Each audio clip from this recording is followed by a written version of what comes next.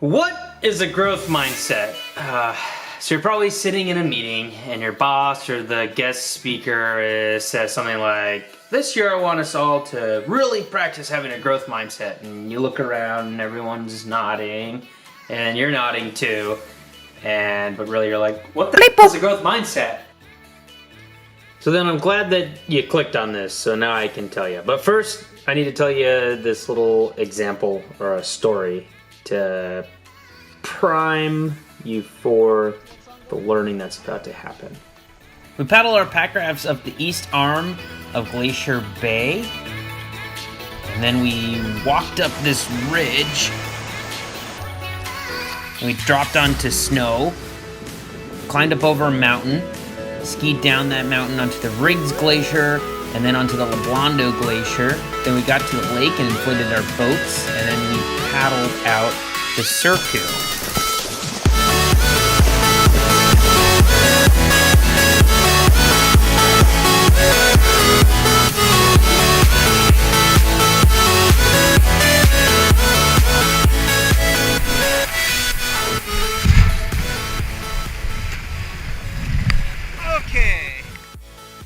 So then you have to understand that this was a huge trip and it was completely self-supported. It was a whole bunch of things that I didn't know how to do when I moved to Alaska. It wasn't just paddling in the ocean, it wasn't just paddling on whitewater, it wasn't skiing, it wasn't just climbing a mountain. It was all of these things put together, all of these things that I didn't know how to do 10 years ago when I moved here. So this trip was the culmination of 10 years of different skills.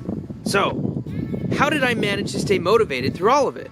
Okay, so what got me there? And it's this growth mindset thing again. And what is this buzzword, this growth mindset? Well, it's the culmination of all these other buzzwords. Growth mindset has to do with perseverance and grit and not giving up and finding the motivation to be successful in your dreams. It's recognizing that you have to put hundreds and hundreds, if not thousands of hours of work into becoming successful. So for me, I didn't just wake up one day with the ability to ski. I didn't just wake up one day with the ability to understand the terrain that was around me. I didn't just wake up one day with all of the skills that I needed to paddle these rivers. It was hundreds and hundreds, if not thousands of hours of hard work. And most importantly, it was staying motivated through the whole process to keep getting up whenever I fell down, to get back in my boat whenever I swam, to trick my mind and my body into not giving up when that's all that I really wanted to do. So here are my steps for a growth mindset. Step 1, hear your negative self-talk. Hear your frustrations, but know where those frustrations lie. I was frustrated because I didn't know how to ski, but it wasn't my fault. I didn't grow up skiing. I didn't learn until I was 28. Crashing, I was crashing and crashing and crashing.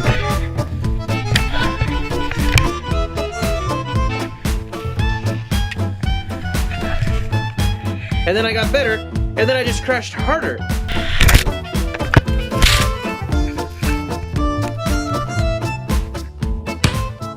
I broke more than one ski, but then one day I got it.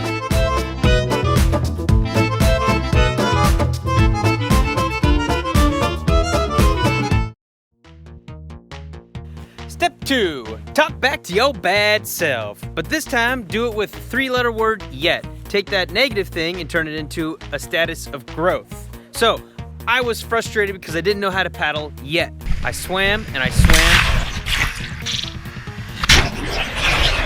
And then after that, I was frustrated because I didn't have partners to help me stay safe. So then I had to teach them how to paddle and how to be safe.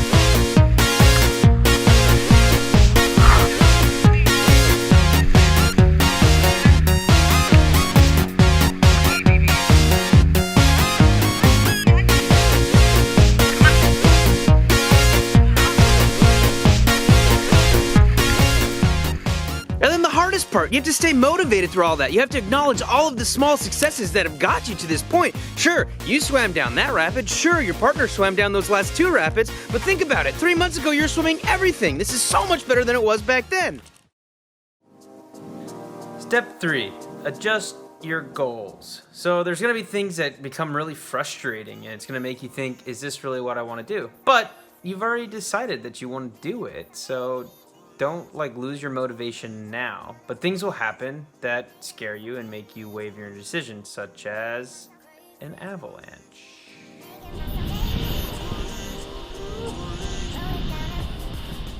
That was one of the scariest things that's ever happened to me. We triggered a big avalanche, and it's very possible that my partner could have perished, and it made me just really want to hide in the dark. And so I did for a little while, but then I realized that the best way to get over a fear is to learn from it. So I went back and I studied what happened. I took some classes, and so I learned from my mistakes, so hopefully I wouldn't have to repeat them again. Alright, is your mind blown yet? It's really not that complicated, besides it being amazingly complex. But just remember, you only have to do 3 things. Step 1, hear your frustrations, but don't just stop there. You have to understand them so that you can come up with a solution. Step 2, trick yourself into staying motivated. Understand that this is going to be a long road and it's going to take a lot of work. Recognize each and every small victory that you get to, and recognize that you're one step closer to your goal. Step 3, cherish your mistakes. Don't ignore them, don't hide them, pick them apart, learn from them. Move on. And with that, you can pretty much do any of the many of the things